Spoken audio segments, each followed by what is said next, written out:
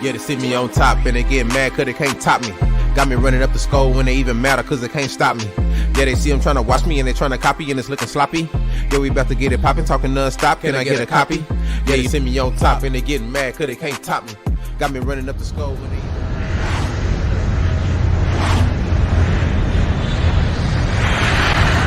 Make money, make money, make money, then you take money, take money, take money.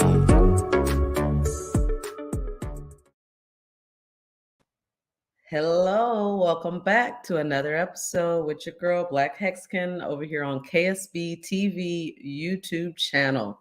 Man, it has been a fun week in the Hex community. Just green candles every day for days now. I don't know about you guys, but oh, that's been super exciting. I want to share a couple updates with you guys before I introduce today's guest. I'm sure you guys are super excited for today's guest because I know that I am. But I first have to give a shout out to this guy here, Tangent. Tangent decided that he was going to do a stream from 4 cents to 5 cents. And I know that there were a lot of people out there not believing that we were going to see 5 cents and that this dude was going to have to stream forever. He got really, really close to beating the record for the longest spaces before he got rugged.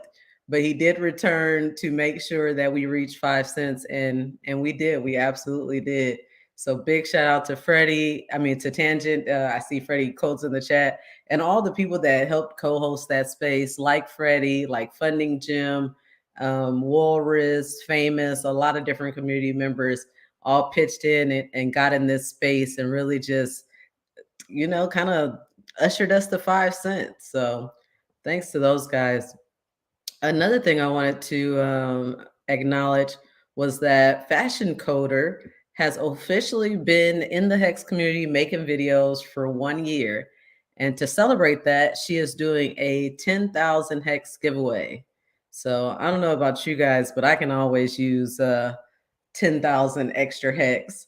So go and check out what Fashion Coder has going on with her giveaway and show her some love and some support. Always want to recognize my Hex ladies. A matter of fact, on every Friday from now on, we're going to be doing this thing called the Crypto View. So it's essentially a round table with different crypto ladies. And we're just going to discuss, all these different viewpoints of how we are interacting with the space.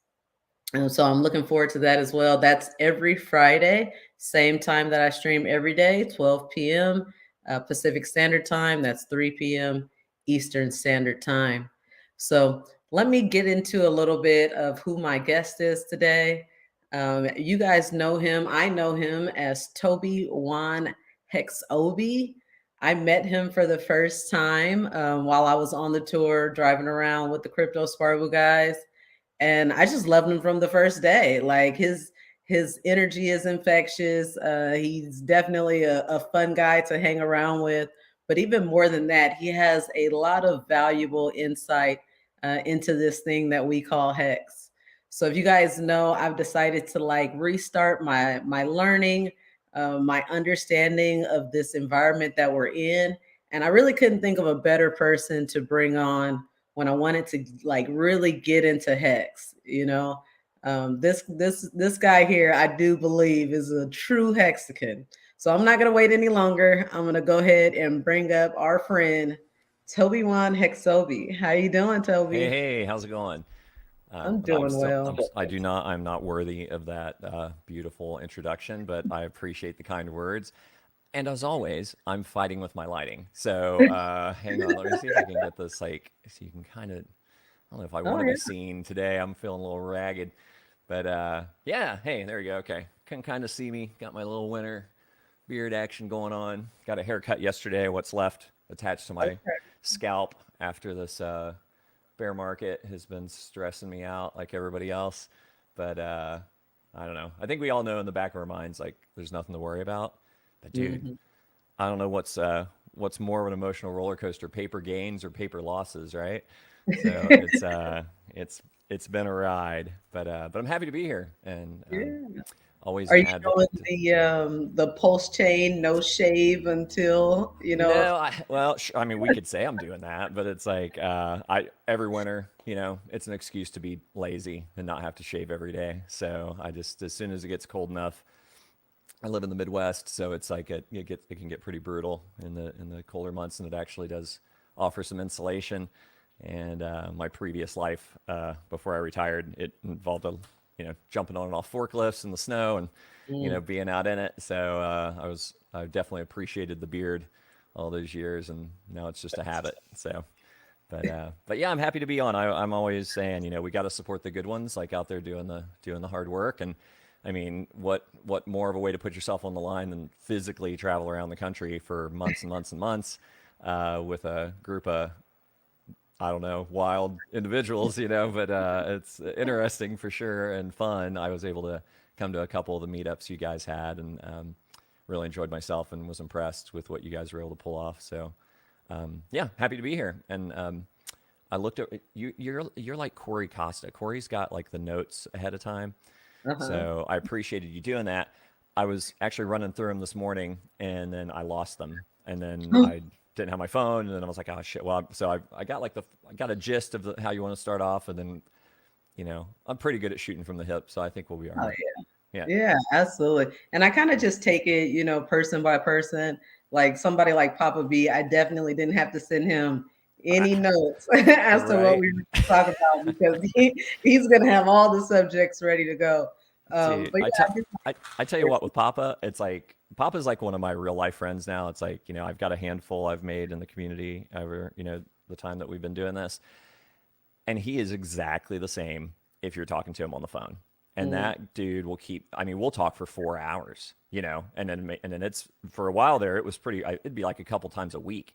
And then he's in Tokyo and I'm in the US. So it's like, it'd be one of those deals where it's like, if I'm starting a phone call with Papa at like midnight my time, I'm screwed. It's like I know I'm up till 4 a.m. at least, and then I get off the phone and I'm so like adrenal from the conversation and like trying to go through my notes if he's like re-educating me on security for the 50th time. That's a lot yeah, of detail, man.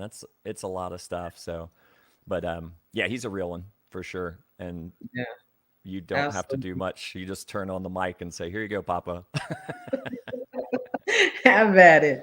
Absolutely. So, for some of the people out there, they may not be familiar with your story, how you got into crypto, and then how that led you to Hex. So, I'm just going to kind of lend you the mic and then, Sure. This crack sound you hear is not a beer. That is a lovely espresso cocktail that I'm gonna have to see if I can have a sharp brain for you today. So I don't know. So my story, it's always such a loaded question. It's like, well, when I was 4, but we're not gonna go that far, at least in this deep dive, right? But yeah, as far as crypto is concerned, it was kind of an offshoot of my earlier penchant for gambling. So I dated a girl in high school. Her parents would have like poker night and stuff. So that was really my first foray into the excitement, the rush of gambling. And then they like to go to Vegas and play blackjack and things like that. So I started into that. Um, as soon as I was of age to get into a casino, I certainly was, and actually played blackjack for a living for a while, which was that's mm, got its own. We could fill an hour with that easy just on that, but that's kind of where I started my degen lifestyle, and then realized it's like there's opportunity here, but there's risk here, and if you mm, don't manage the risk, the opportunity is going to fly out the window really quick, and then you're busted. You've got your bankroll's gone, and the game's over. So it's like even if you're just in it for the fun, it makes sense to manage the risk, so you can play longer, right? So it's like, mm, so that's where I kind of first got that little lesson. And then in the late 90s, I inherited some a stock portfolio, and then mhm. I got the great idea that I would day trade that stock Oh, portfolio. So did really really well with it for a while, and then I discovered margin trading by accident, really, because this is back like when I would go to the library in the morning before work to use their internet connection because it was faster than what I had at home, and mhm, I would literally trade through like Ameritrade or like one of those. I can't remember exactly. I think it was Fidelity maybe years ago. So I would go in the morning and I would day trade stock. And it's funny because I look back now and it's like I haven't had the stomach to like do the deep dive and see how much Amazon I held back then that I was day trading and what it would have been if I just held it instead of day trading it, because I think I would just be sick for the rest of my life to think about it. But yeah, I was trading that and a few other notable coins, some that are still around, some are no longer. Sometimes the ones that were good for day trading are, the ones kind of like crypto. It's a little more volatile, and you can take advantage of that if you're managing your trades well. Did pretty good, but then I did an execution of a trade, and it was pretty sizable. So basically, if I can make a couple $100 if something moved like less than 1%. So I put the order through, and waiting, doesn't execute. Hit the back button on the browser, right, like one will do, and I go ahead and click it again, and then I'm waiting. It's like confirmed, and then I look at my confirmation page, and it's like twice it's confirmed. I'm like, how could it confirm twice? It's like, I don't have that much money. It's like, how could I have 2 purchases? That's crazy. But the way they had it was like, basically you could buy over the available amount, and it would just immediately open up a margin account for you, apparently. Wow. Unbeknownst to me. But I'm thinking to myself, hey, now I'm playing with twice as big of a stack. So therefore the moves have to be even smaller for me to make my daily, whatever I want to make. So that was great until it went south. And then I got a phone call, and I had a day trading violation, and I was margin called, basically. So that's a horrible thing, essentially telling me I owed thousands of dollars. This was like on a Tuesday, and they're like, well, to cover your margin call, you've got to have X number of thousands of dollars by Thursday wired into your account. And I'm like, well, I don't have thousands of dollars to wire in there. So what do I do, right? And, I'm a 20-something-year-old kid, and it's like, and they're just like, well, basically, we're taking all your money and you're done, and we're going to suspend you from online trading for a year. So it was like a pretty severe, smack on the wrist. So, but because I was such a degenerate and I had other means, i.e. the credit card fiasco of the 90s, where they just threw large credit cards pre-approved at college students, I had access to some funds, right? So I was like the kid at college in the hallway on the payphone talking to a broker and doing trades over the phone, since I couldn't do them online anymore. So I was like a junkie, basically. You know what I mean? So I kind of clawed my way back a little bit with that, but I mean, ultimately I was wrecked, and then kind of went more to a more traditional long-term buy and hold strategy after that. And then in the early 2000s, that's when the tech tumble of 2000, I think, is what happened, and that kind of wrecked me on that. So I really didn't mess around with any kind of speculative stuff as far as investments until 2017. So that's my long-winded intro to how did I get into crypto. So buddy of mine, actually a fantastic cinematographer. He does like videos for like very well-known rock bands and stuff, and festival shoots and things. Really, really entertaining guy that I've known since we were teenagers. And he was like, hey man, you got to check out, Bitcoin and Litecoin and Ethereum and this stuff. And I'm like, huh? And I'm like, yeah. And I'd heard about Bitcoin like way back in like 2011. And I was going through like one of the biggest breakups of my life. So I was like distracted with all of that and just didn't follow up on it, So it's like and then, as the years went by, I'm like, man, that Bitcoin thing would have been crazy to get into back then, but it was so volatile and I just didn't know about it. And 2017, it's easy. It's like open up a Coinbase account, start your bank account and do your thing, right? So I got in like in the fall of 2017, and I can't remember exactly my earliest entry prices on that stuff, but I was there for the ride to that all-time high in the beginning of 2018 into 2017. So all of a sudden it's like I'm tripling, quadrupling, 5x in my bag. I'm like, this is fucking awesome. So like that little shiver ran down my spine again, like just like started itching my arm, like, oh God, yeah. It's like, here we go. And my degen tingly senses were firing up. So I didn't put a lot of money in, but as I was riding it to the top, I started putting in more and more. And then I got greedy, and instead of taking any profit at the top, I just kept on putting more in. So it's like, and then my old trading brain kicked in from when I was doing day trading, and it's like I was dollar cost averaging, so I was bringing my cost basis down. So I'm like, well, okay, if my cost average is here, and now we're below that. It's like, let's say my cost average on Bitcoin was 15,000, but now the price is down to 12. Well, if I buy like the same number I hold at 12, then my price average is going to be like 13,750. Trade So I'm going brain. yeah, trade brain, right? Exactly. So I started doing that and just like, chasing it down the slope all the way to the bottom. And then before I knew it, it was like I wasn't a 20-something-year-old guy doing this. I was a 40-something-year-old guy doing this, and a lot riskier proposition and a lot more money at stake. And I had taken a $300,000 bag and turned it into 30 grand. Wow. Yeah. So I was like, what the fuck? And, and plus you don't have like 20 years to rebuild it, when you're 40 something. It's like when you're 20 something, you're like, whatever, and it's like, and I'm not going down the bankruptcy path at this point in my life.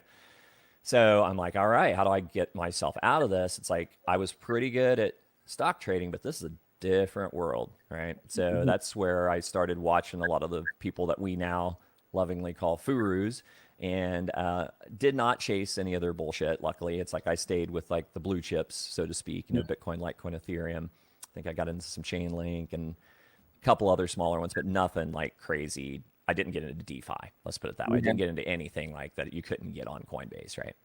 And I came across Eric Crown, Crown's Crypto Cave, Eric Crown Trading, and I actually bought some of his indicators and his courses, and I'm like, I'm gonna figure this shit out. It's like I'm gonna learn what's what.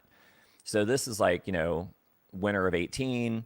I'm grinding, and like also in that period of time, which is like, I don't know, I thought about like, well, I didn't want to make it like dark, but it's like I lost my brother in 17, right? So so obviously that was major.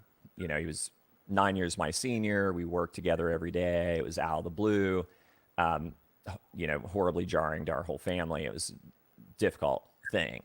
So, so that probably lent to me taking a few more chances, like, later in 17, just a few months after he died, like, fuck it, roll the dice, you only live once, so I'm sure that probably lent itself to that behavior to some degree. So I'm learning about trading crypto and trying to figure out how to dig out of this hole that I found myself in. And I'm starting to do pretty good, but it's like, it's a grind, trying to make money in a bear is rough. It's like, and if you're not careful, and I never did margin, I never did leverage trading on crypto. I stayed away from that. I learned my lesson in the stock market on that.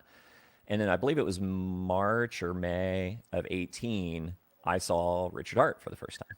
So this kind of segues into your second question, I think. So I saw Richard Hart for the first time, and he was on the Doug Polk podcast, who I had been watching previously because Doug Polk's a poker player. He's a gambler, right? So, but he also is dabbling in crypto.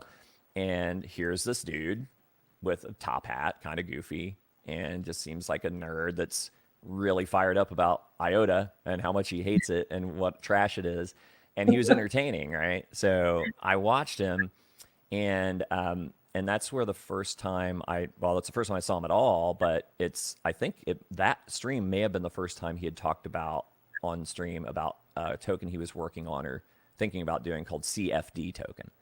And if I remember correctly, I was going to brush up, but I'm bad at homework assignments. So I did not. So I'm going from memory from however long ago I watched this last, but it was computational fluid dynamics. I know that that's what it was about.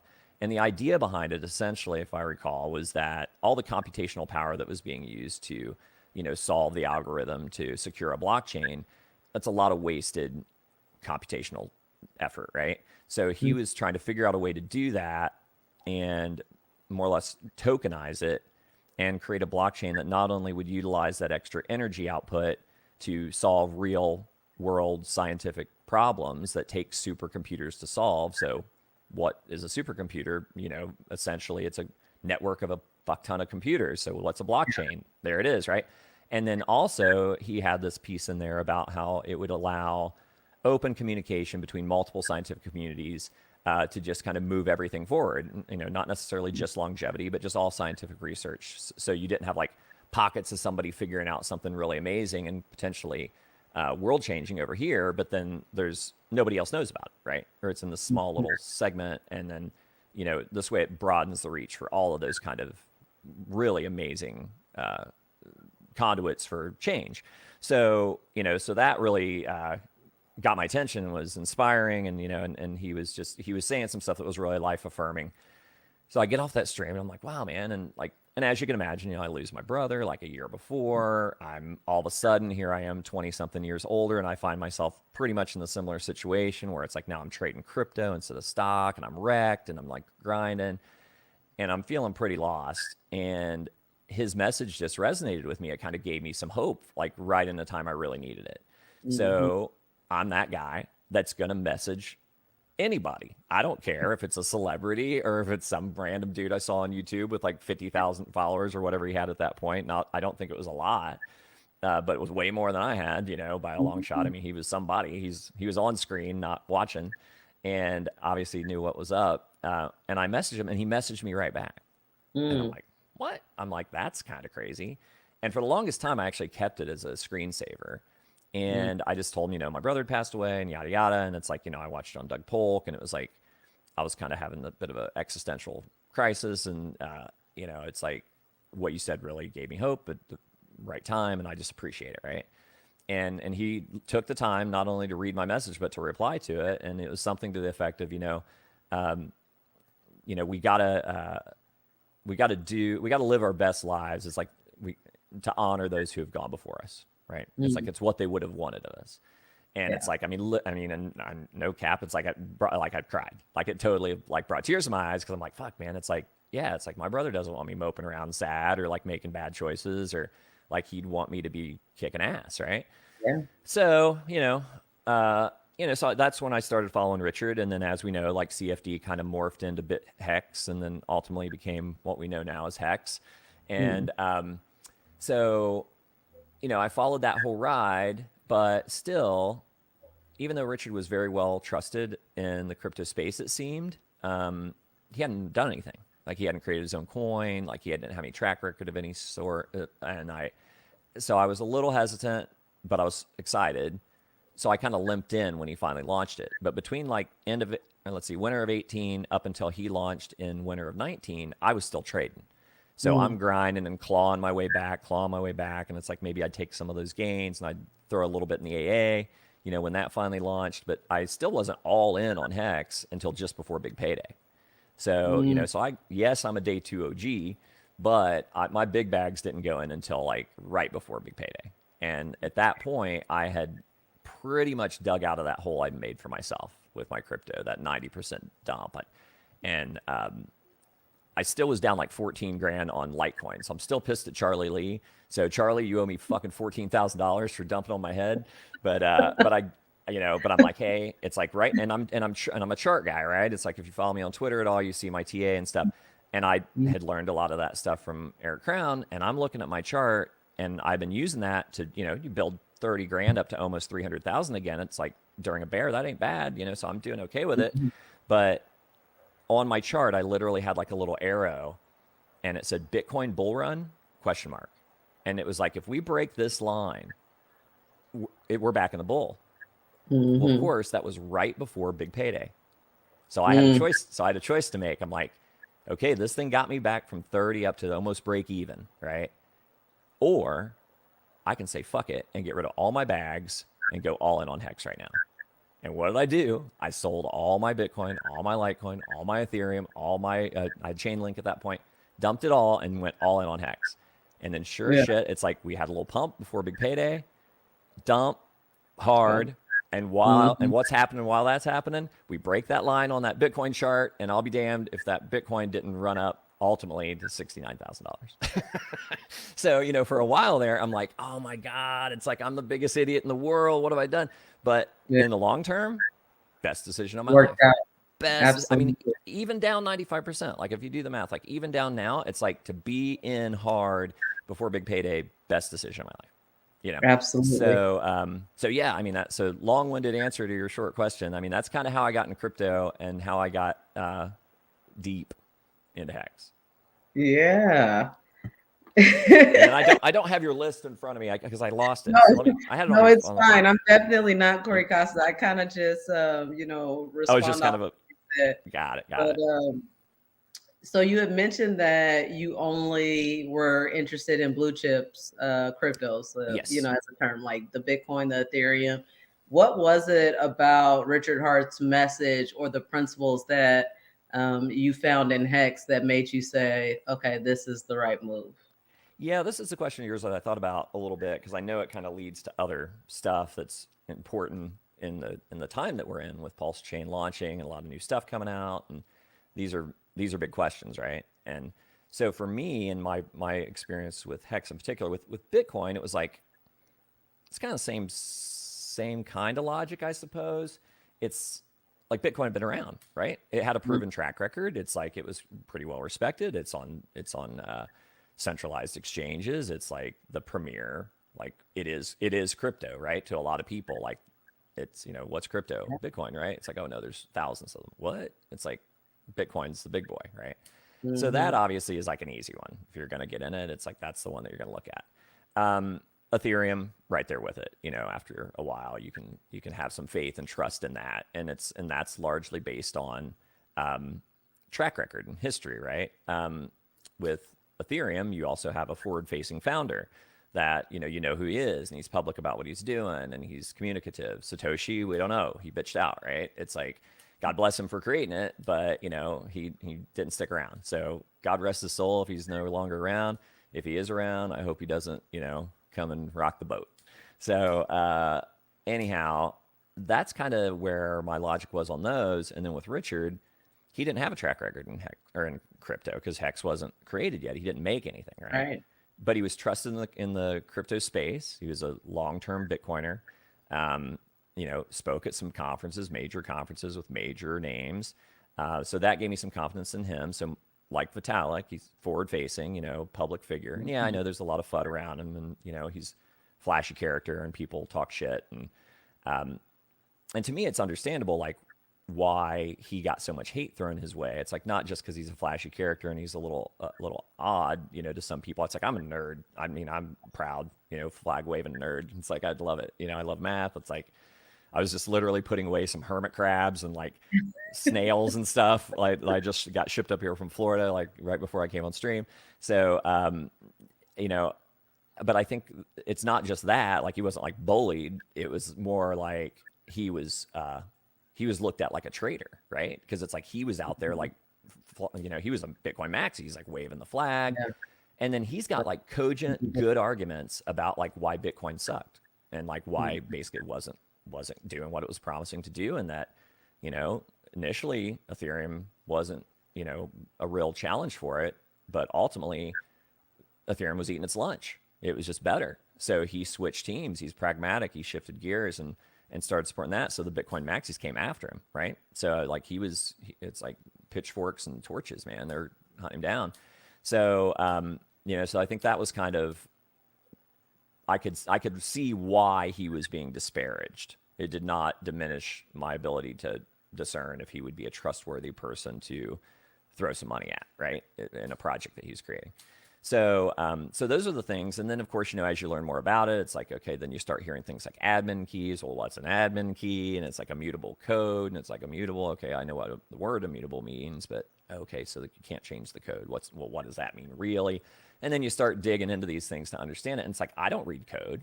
It's like I thought about trying to learn some code, and maybe I will at some point, but it's like I can't do my own audits. So at some level, you're left to kind of have to trust other people, right? So there's a lot of resources. There's like Pulse Police that's out there where they're gonna kind of do their due diligence on whether they think something's safe or not. But the big ones for me are like, who are the people like behind it, Mhm. and are they forward facing?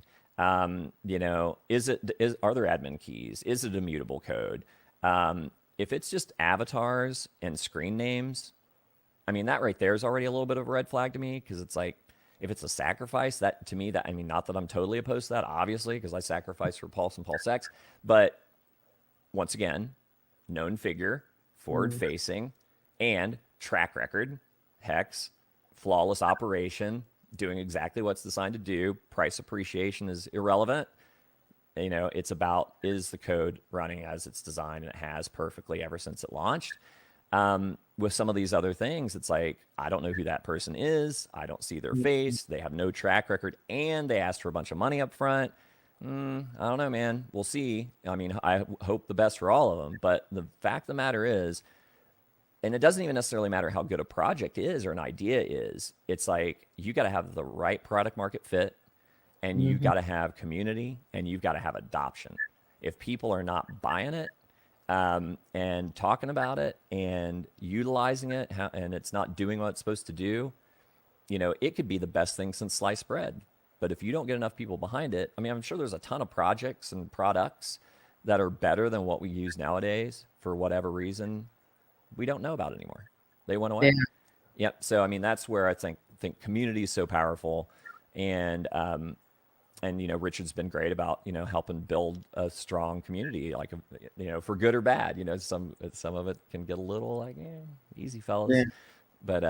But yeah, so that's kind of my thinking as far as like how I would vet a project, or how I would have confidence in, you know, looking at something more thoroughly or potentially investing in something. It's layers of risk, right? So it's like, generally a good rule of thumb in crypto, you know, that you hear everybody say, and I've said, is like, camera's all, it's backward, so you never know. It's like, am I taking the eye up that's down, or down that's up? You're great. Like, You're great. Right, okay. So it's like, so anyhow, the crypto experience that you really want to learn about. It's like, it's like, take my advice. So, there's sorry. always that guy. So, but yeah, so it's like, it's layers of risk, right? And it's like, you know, the rule of thumb is, don't invest in anything you can't afford to lose, in crypto especially, because it's very volatile and yada yada. And then, but there's some that are, you know, if you got forward facing, you got no admin keys, you got immutable code, you got a great track history, or a track record and history of what they've done in the space, or what they've made that's been successful. That should maybe lower that bar a little bit for you. Like, okay, I feel a little more confident, so maybe I can put a little more in that one than these other ones. Yeah. If I don't know who you are, you got no track record, you got a bunch of sacrifice money you've been sitting on forever, I got no updates about even what you're doing with it. You know, maybe I'm not too keen on what you're doing. I'm going to wait you out. I'm going to see how the market treats you. And then maybe I'm not like a day one OG on your shit, but I eliminated that risk of like it going to zero, which a lot of shit does, right? So Or never coming out, right? Or just never coming out. Just doesn't happen, right? It's like, and it doesn't, I mean, that was my thing. It's like, I don't like to lean on that too hard, because it's like, yeah, there's scams, and yeah, there's rug pulls and stuff like that. But more than that, there's just failures. There's just failures. These fucking glasses. But more than that, there's just failures. You know what I mean? So it's like, it's, and I mean, they could be well-intentioned. They could really, really, really be sincere and want to do what they want to do. And they just fail, or people just don't click with it. Right. So, and of course, right, there's rug pulls, and there's people that are, you know, the team falls apart, and they're just like, fuck it. And then it's like, well, wait a minute, what about all the sacrifice bag? We were going to do this and that with it. It's like, well, we don't have any responsibility to anybody. And guess what? Nobody even knows our real name. Yeah, it's like, here's your percentage, shut the fuck up. You know, here's your percentage piece. You know what I mean? It's like, you know, burn the communications, bye. And then they're gone, right? So it's like, it's dangerous. It's the Wild West. So it's like, you know, people need to be careful. But that's my long, typical Tobi Wan style, rambly way of trying to explain my logic in that. Right. So it's kind of interesting to me, Toby, because I didn't realize that we had such so much in common and such a similar origin story. I don't know if you've heard like my inner into crypto. No, I haven't actually, but I would love to. Really similar to yours, a much shorter time frame, right? But it was my DJ poker playing. Oh, right on. Okay. Yeah, that got me into Bitcoin. Your Kryptosparbuch guys lured me to a poker table in Vegas, and that's the only money I lost when I was in Vegas. Was at that damn poker table with Patrick and Alan, and I got wrecked. And it's like, and they're just smiling at me like, you assholes. But anyhow, so you played professional poker? No. Well, so what happened was I had got really into online poker. Oh, and right. I got, you know, pretty good to the point to where I was playing tournaments regularly and, you know, making nice little extra money. I'm still working, but, you know, At this point, I only had like one kid, much more now. So I had time to be able to play around. And I don't know if you remember, but there was a point where Full Tilt and all the big major sites, the US just cracked down on them. They're like, no more poker. Yep. I mean, I had thousands of dollars just locked in this account. And Right. I was like, no, I still want to play. And there was one website that I was familiar with that allowed us to still play online poker, but you could only send and receive with Bitcoin, right? Gotcha. So I'm like, what is Bitcoin? So my husband's like, oh, I've heard of it. That's something I've been thinking about looking into more, but have really never got into it. He's like, all you have to do is download Coinbase, and then you can send it to them from Coinbase. They'll send you back your winnings. Easy And so peasy, right? like, It's yeah, like, come to me. all of 2017, I'm doing this poker thing online. And then I win, a couple tournaments. Most of the time, I'm just taking the money straight out. But one time I left some in because I intended to play another tournament. Well, life takes over. You stop paying attention to it. I come back to the app to see, what kind of tournament I can get in. And my like $500-$600, however much it was like thousands of dollars. No way. That's all. I love those stories. It's I like was found like, money. right. I was like, okay, so this is something that we have to take seriously. So, but keep in mind, I still have no idea what this Bitcoin is. I have no idea how volatile it is. I'm just seeing how much it's growing. So it's growing, and I'm like, okay, I'm going to throw more in there. I'm going to throw more in there. Same story. I rode it all the way up to the top, still throwing a little more in there, and then rolled it all the way back down. I want to say somewhere around like $5,000 Bitcoin. I was like, I can't do this shit no more. Right. I'm out for the most part. And then, but my husband, he stayed steady. He stayed, watching it. Once it did kind of bottom out, he kind of could see that. He had been like watching Ivan on Tech for a long time. Yeah. And He so was an early one for me too. Yeah, he's a real good indicator of bottoms and tops. He talks a lot about that. So my husband started getting back in. And then when we got to like DeFi summer, which was also like the pandemic summer, I was more so in the stocks. I'm trading options. I'm using Robinhood. And so I see him doing well in crypto, but I don't really want to get in that because I've seen how volatile it is, right? Right. But I'm like, yeah, I see it. So I started buying a little Ethereum, a little Dogecoin just on the Robinhood site. And so at this point, he's teaching me, but I'm not that interested. But I can see the value in Ethereum, right? To me, Bitcoin, it felt like we missed it. It felt like it was never going to go as high. It wasn't going to do as many X's as it did before. But maybe Ethereum is going to flip Bitcoin because it has so much more capability. You can build underneath it. There's all these ERC20s that I'm hearing about. Yep. And then it's like here, come. It's like, come here. It's like, have you ever had coffee? It's like, here's this little rock. Smoke it. Trust me, it's better than coffee. It's like, oh, you like that? Well, come over this way. See this? It's like that. It's like that. Yeah, and then you just get roped in. Yeah, and then it's like you're down the rabbit hole, girl. Mm-hmm. We're building this Ethereum bag, and then one day he's like, "Hey, I'm giving Richard Hart all my ETH," and I'm like, "Wait, whoa, slow down. We've been talking about this for a year. We've been." And he was like the slow and steady guy, and then all of a sudden he's like, "We're giving it all to this dude." Yeah, he had been doing like little things, like not really staking, buying a little bit, getting into the amplifier every once in a while. But it was like you said, big payday. Something about the tokenomics and the ideal of like doubling or tripling your bag. Yeah, right. He's like, now is the time. We need to talk about this seriously. And when he really broke down what big payday was and what potential Hex had, the whole idea of what if you had bought and held your Bitcoin at 50 cents, right?